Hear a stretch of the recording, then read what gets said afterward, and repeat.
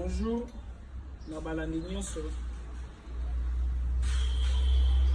na ba chaîne ya YouTube Net Avatar Jean-Pierre Manzoro officiel TV, Jean-Pierre Manzoro TV, Vérité TV.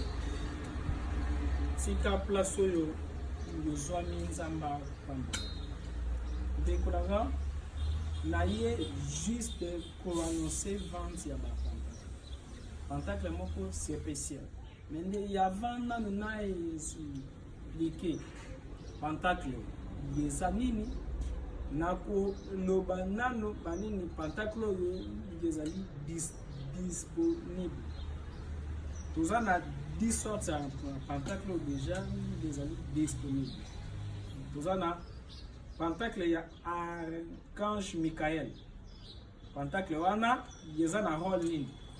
Rôle nango ezali ya protection physique, mentale et spirituelle. C'est-à-dire ceux qui osent pentacle wana mode dans plan nango ezali pentacle wana yeko protéger yo physiquement.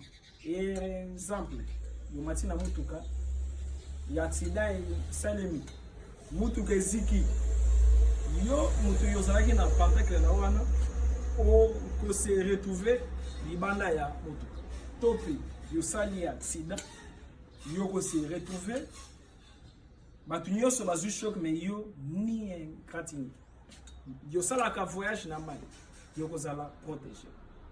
Toujours la même pentacle wana Michael.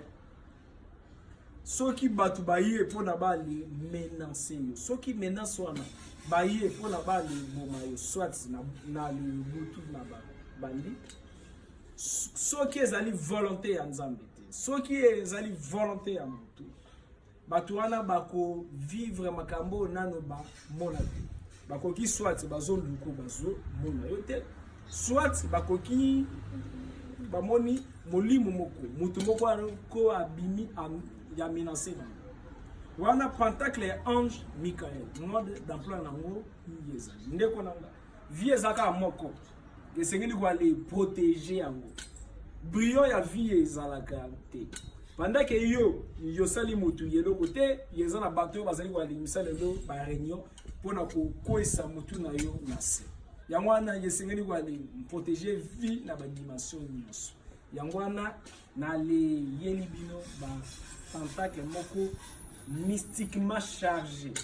Alors les mêmes pentacle wana Michael yezali aussi na protection spirituelle, c'est-à-dire même physiquement spirituellement ceux qui ozalango ndokia ye na butu pona ya fino kingo ye moko moto ba ko fini kingo na Ange Michael. Ange Michael, premièrement, c'est un yeba. Pour natanga réalité présentation à pentacle ngweza ndemini. Il représente la balance de la justice. C'est le symbole de Saint Michel qui est l'ange du grand jugement dernier. Il est le témoin de nos actions, le peseur de nos âmes. Michael ou Michel, dont le nom hébraïque signifie qui est pareil à Dieu, combat perpétuellement Satan et protège l'homme loin de ses griffes. Néanmoins, pour bénéficier de cette protection, celui-ci doit demeurer juste. S'il ment, s'il rise avec le ciel et se cache la face devant ses actions mauvaises, Saint Michel le jugera à tort. Ceux qui désirent user de son protection devront donc rester intègres et justes. Les deux plateaux de la balance sont en équilibre. Ces pentacles apportent donc l'équilibre mental, spirituel à celui qui en use. On remarquera les lignes de force qui forment des figures bien distinctes. Les pentagones signifient qu'il agit sur les 5 réalités visibles: la terre, l'air, l'eau, les feux, le ciel. L'autre, le triangle à côté, montre son action sur les 3 réalités invisibles: l'intelligence, l'âme et l'esprit. Ce pentacle de Saint-Michel est universel, car 5 et 3 font 8, soit le nombre de l'infini. L'Ouroboros, Boros ou serpent se mordant la queue. Wana pentacle ya Saint-Laurent et Michel, archange. Deuxième pentacle est disponible pour la Bible. Il y a pentacle, il y a archange Gabriel. Il y a archange Gabriel, il y a chef, il y a ange messager. Bafanda na 9e monde angélique, babengango Iezo. Bango batuba tindaka bango pona koya na ba vision, na ba prophétie, na ba message. Tomoni na Islam. Mahomet abanaki walizwa ba message grâce à ange Gabriel. Tomoni na bouddhisme. Bouddha yazwaki message grâce à ange Gabriel. Tomoni na Jésus. Marie yazwaki message grâce à ange Gabriel. L'ange Gabriel, pentacle na ye yezana roni. Ndeko nanga. Yolingi yokoma na ba don prémonitoire. Yoyebi ba don prémonitoire ezali ni don ya Joseph. Koyeba kolimbola bandoto na alors ekomona makambo yo yekoya na bandoto. Parce que y a réalité mutu ala la kate. Tango yo mutu akanga misu molimo ne e vagabondaka na univers infini. Pendant que yolali molimo no nza dalakisa kango makambo. Eloko moko te ya mabe to ya malamu comme la kamoto sans ki nzamba révélé. Alors, pour aller rendre vidéo na yo clair spirituellement, pentacle ange Gabriel yango yezali wana pour aller y activer, pour aller booster badon mon psychique, mental, capacité à percevoir ba sensation, ba benga ngo 6e sens, c'est-à-dire yo fandi boye, yo tali mutu 5 yo solo la nae oyebi mutu ana azanani. Oyebi même yentation nae, ba benga ngo ba yentation développée. Pentacle oyo ya ange Gabriel yango yezali kwa li sala makambo wana sima nango yezali kwa li comme ça mental na yo makanisi na yo très fort. Alors pentacle wana d'abord isengeli toyeba ke non son signe représente un livre, c'est la Bible. Le livre c'est marqué à la première et dernière page de l'alpha et de l'oméga, c'est-à-dire le pouvoir de la parole. Gabriel est l'ange de l'annonce à Marie. Il a le pouvoir, c'est la parole qui peut tout. C'est le serviteur du verbe créatif.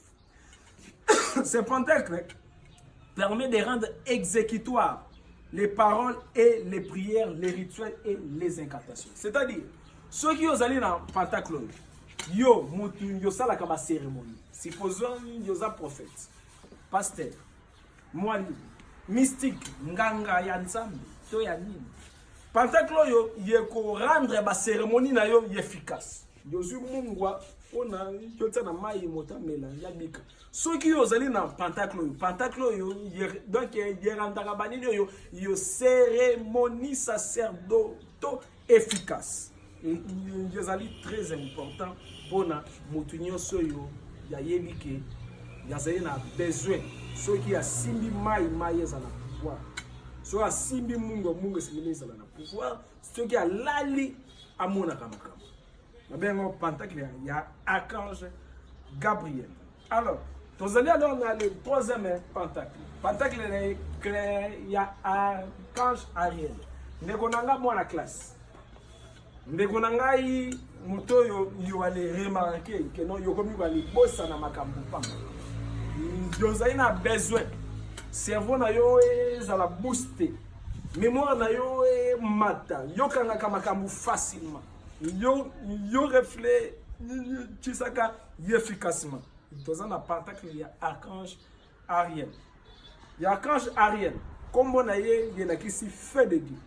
Pentacle il y a archange Ariel il y a pour le développement spirituel, développement intellectuel, l'augmentation de la mémoire, la concentration.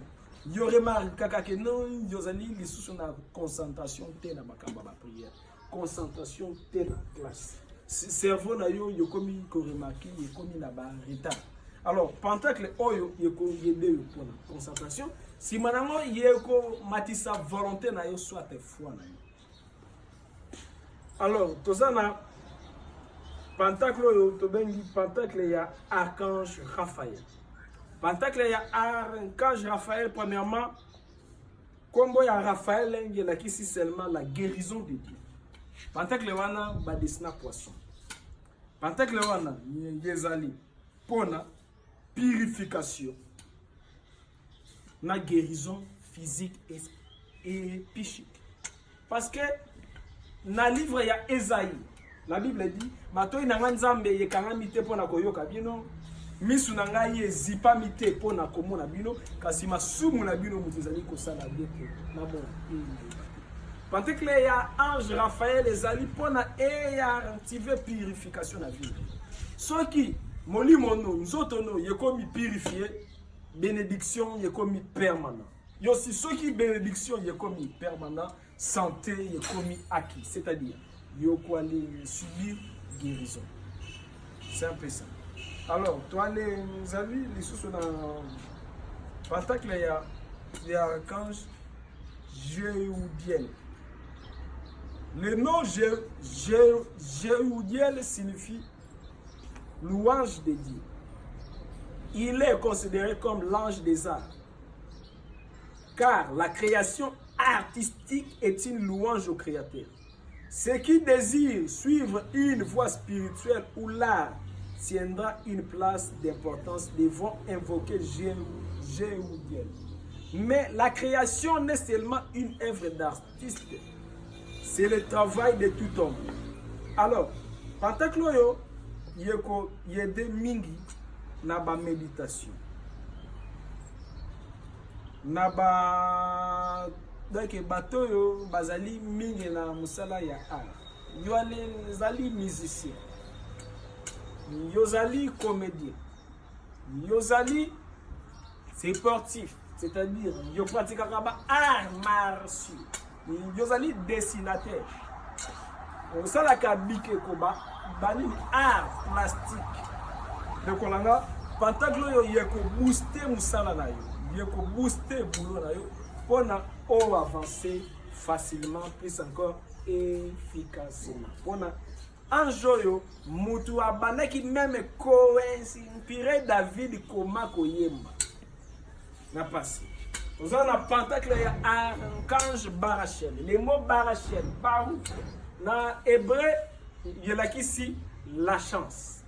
Baraka, alors, Barachel, il y a ange et chance. Yolingi makamuno, Dieu a prospéré. Tout yokosala, Dieu a avancé. Barachel a dit comptable et bénédiction. C'est-à-dire, tout en andam. Cet ange est alors pour nos bénédictions de Dieu. Il lui revient le droit de transmettre aux hommes les fruits divins qui permettent d'obtenir la chance. La barouche ou baraka. Dans la langue hébraïque, les mots bénédiction et chance se confondent. En effet, celui qui est béni de Dieu, Dieu est chanceux. Tout ce qu'il fait lui réussit. Alors, chance va provoquer un mot. Chance est par hasard. Voilà, Pentacle yango yo yeye pour avoir provoquer chance. Mode d'emploi yesa. Alors, Pentacle yo yeko yede yo pona yo vivre chance na toute chose. Tozali susuna Pentacle ya archange Séaltiel. Le nom de Séaltiel signifie connaissance de Dieu. Car cet ange demeure dans les secrets divins. Il est le maître de la théologie. C'est lui qui connaît les raisons pour lesquelles Dieu a créé le monde et les êtres. Il a les réponses à toutes les questions. Batubami, tunayango, maître Vata Makambo Yazwakango Wapi. Bison, toalini, tanga ba théologie, toyoka yamote. Et là, nous avons nos secrets. Pentacle ya Séaltiel. Le nom Séaltiel signifie connaissance de Dieu. Car cet ange demeure dans les secrets divins. Il est le maître de la théologie. C'est lui qui connaît les raisons pour lesquelles Dieu a créé le monde et les êtres. Il a la réponse à toutes les questions. Ceux qui utilisent les paroles, donc les pentacles de Séaltiel sont les sages et les initiés. Car pour percer les mystères divins, il leur faut l'aide de ces altères. Son emblème est le chandelier à 7 branches, qui représente les 7 jours de la création. La lumière divine allume les 7 chandelles. Alors, oyo, Pentacle, il y a Rome, pour la connaissance supérieure, il y a initié, puis alors quoi les résoudre toutes sortes il y a pas problème. Ndeko nanga Yozali ministre, Yozali père de famille, yo les ali mosala nzambe, yo yambaka bato. Pentacle yeko fungolo intelligence na sagesse. Tokena Pentacle mususu babenga Pentacle ya archange Mebaïen. Cet ange est redoutable. Il est connu dans la Bible comme étant l'ange exterminateur. Son nom signifie crainte de Dieu. C'est lui qui, lors de l'exode du peuple hébreu, passa sur toute la maison d'Égypte. Il épargna les demeures des Juifs qui avaient célébré la Pâque, tandis qu'il extermina les nouveau-nés égyptiens. Son pouvoir s'exerce contre les forces du mal et anéantit tout ce que Dieu lui commande. Alors, un jour, le Pentacle, vous savez, il y a que détruire les pièges c'est-à-dire, ceux qui n'ont pas tout,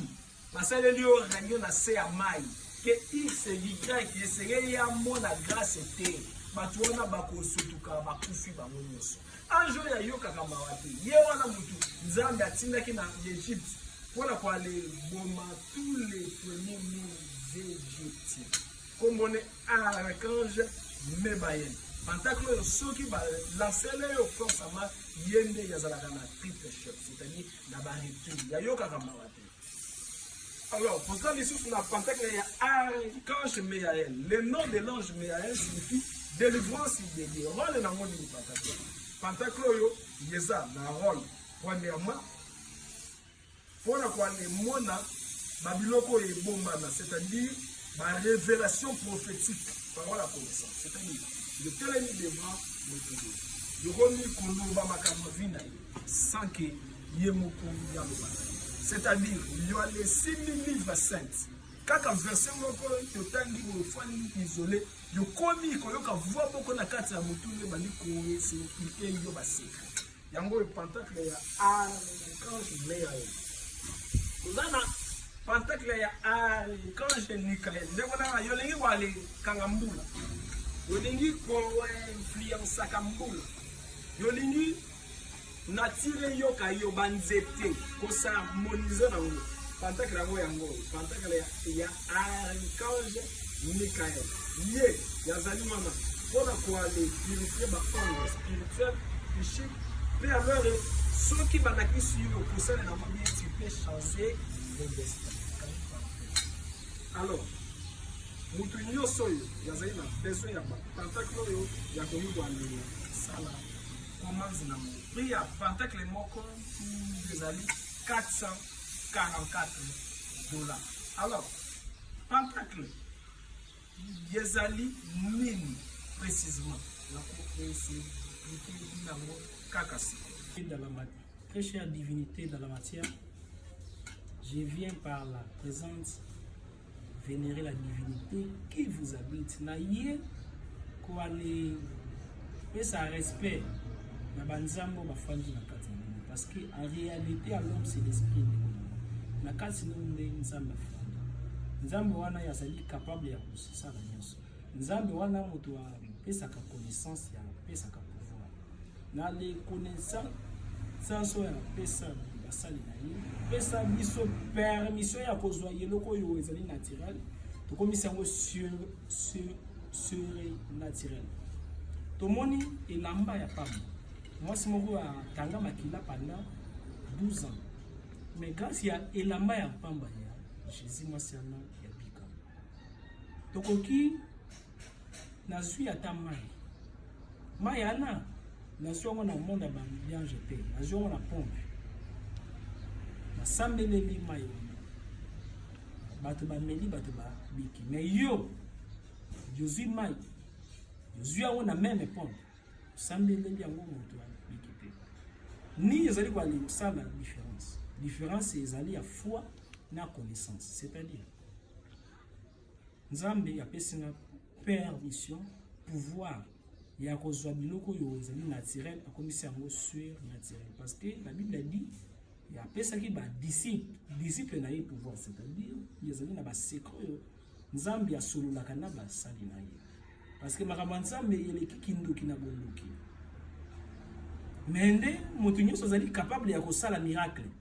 Nayebi ndeko moko apesaki témoignage yalandi nga na TV, napesaki enseignement moko sur un mystère ya foi, quatre dimensions ya foi.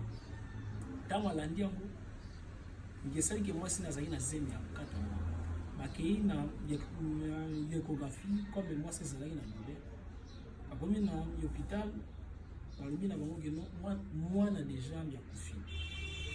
Papa na bino tokende to vérifier lisusu na hôpital de mosusu, batamboli na 3 échographies babandi na cité verte d'imagerie, bakei na clinique ngalema, bakei na mama yema, ba résultat yebimi keno mwana ya kufi na libuma mama.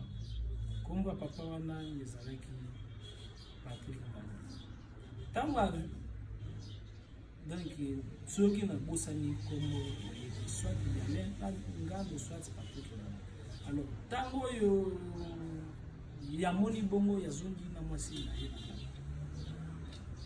Balobi esengeli to mbongo pona héritage.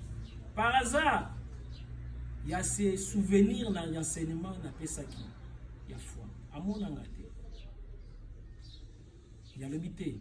Moi sinanga na conseil enseignement ya maître Yanché. Banda lelo toko kende lisusu l'hôpital te. Si okobota. Moi ça dit mais que si moi na déjà ya kufa mite ya kufite.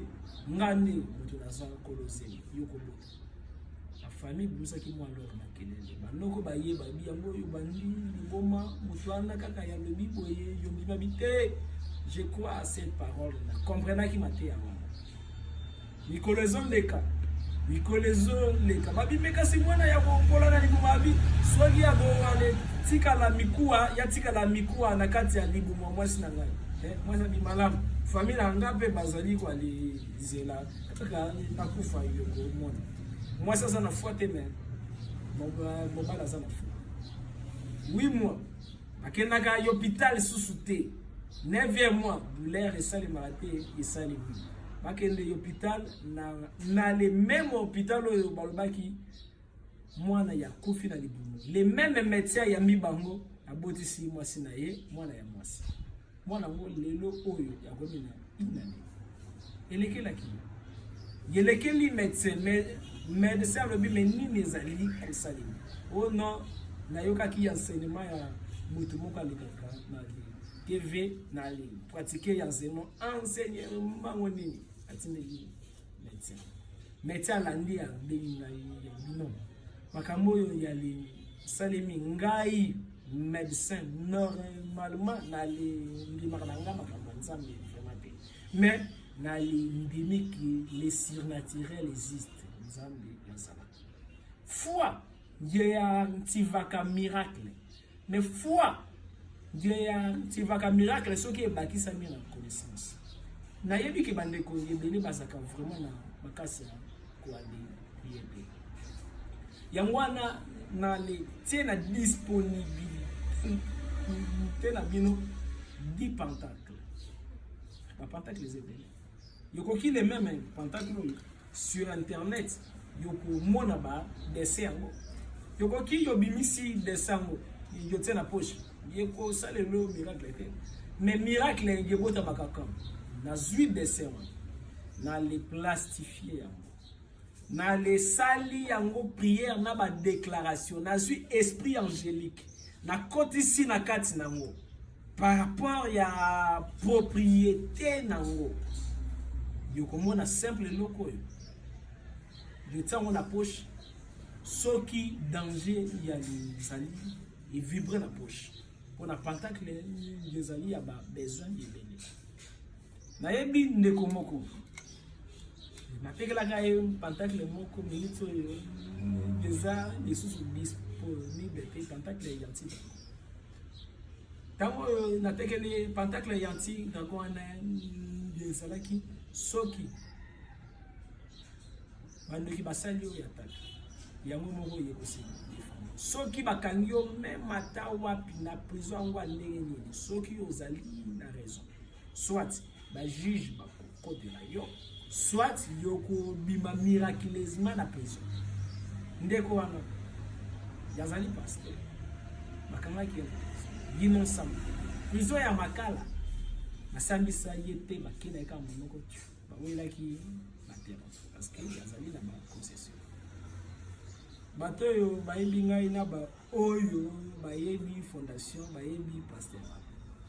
Alors pasteur na yakei tango akoti na prison bino naza na pentacle parce que nini elamusaka pouvoir ya kati ya pentacle yeza foi te naza na pentacle asibi pentacle ouf courant ekei na prison yamoni gris efungwami akomo bino et amoni ouverture na porte ya barrière de liboso abimi na yanklo wana yamoni kuna basoda bazaki na yantre amoni bango balali wana sikoyo yasimbi pentacle balali porte fungwami abimi yakozi na kati ya terrasse moko ezala na selema wana na sambula abenga maître na bimi na ngai pentacle kudu wa mpesaka pentacle na kombo mon bébé bate bele baye pour dire bale pentacle nanga na salaka yezaka na 3 leurs catégories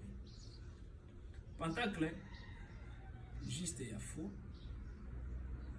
donc yeko sala soki yozali na foi pentacle mususu de salaka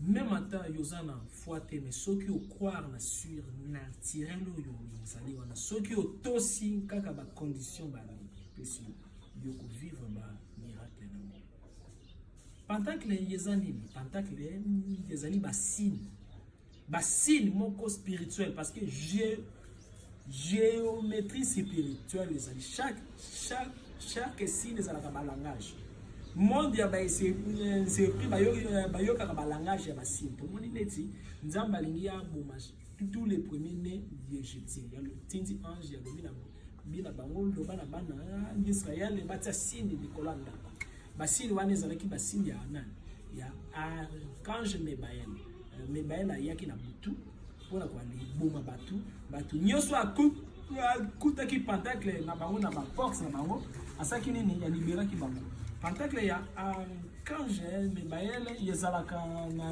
na leur nini yepe na leur signe ya l'étoile drapeau ya bana Israël wana na leur mbeli na katikati babina bango pentacle ya archange Mebael tango yo bana ya Israël batseka bakolanda tango yo yanga lekaki ai parnyaki bango tomoni lisusu présence pentacle wapi tomoni bayeli Yesu mwasi asalaki yekobo babino eseneli todo baye Yesu bandiko ale koma na se pentacle bakoki bakomi en opération mais chaque signe kotala ba pouvoir Jésus alobi moto azangi eloka mabe ya bambeli mbe libanga ya komi na se bango batali kaka eloko Jésus akomi ezaki pentacle ya Afrika papia pona kwa ye condamné bango bale kimi monde angélique monde démoniaque baselaka basine ezali na basino e activaka ba esprit ya nzambe ezali na basino e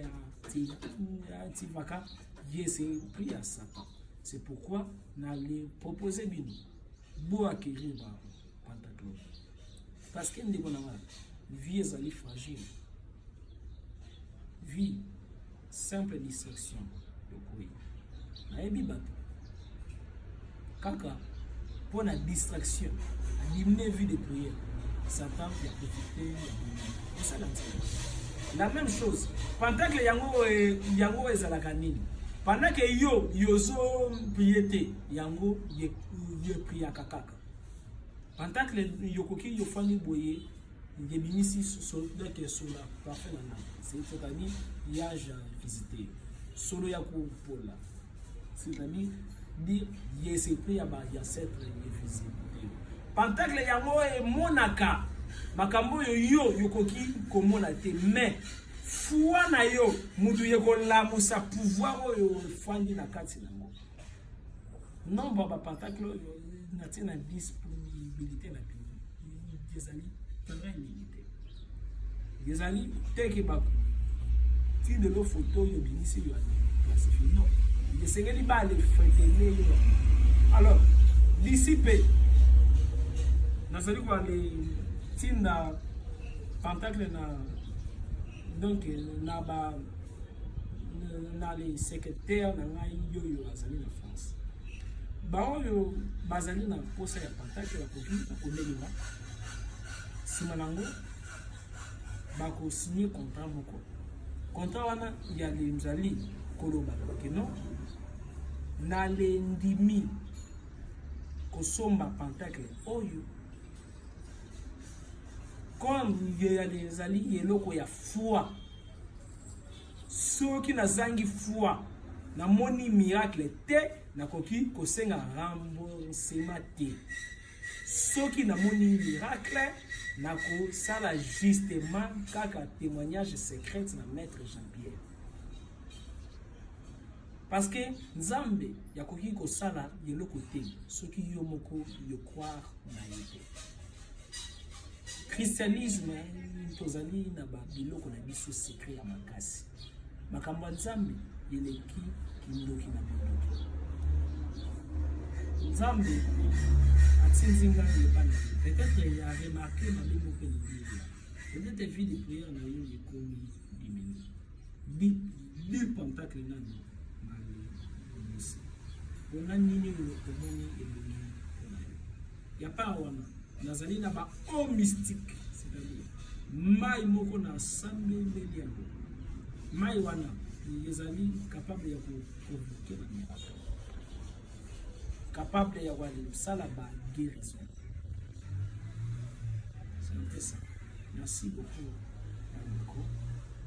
perdre nyonso kasi ko perdre foi te ko perdre connaissance oser 4 6 on peut par manque de connaissance. L'ingate que Dieu est la victime de connaissance. Jésus est le plus grand magicien. Mage, il a dit sagesse. Makambanzambe leki kindoki na bundoki. Makambanzambe yebanisa. Tika place aux hommes. Zamba pambola. Zambe ya sunga. Zambe ya visite. Pentacle tangu yoku zwangu. Yo vivre ba miracle pour la tango yoko zwango na ba mode dans plan na secret. Amen.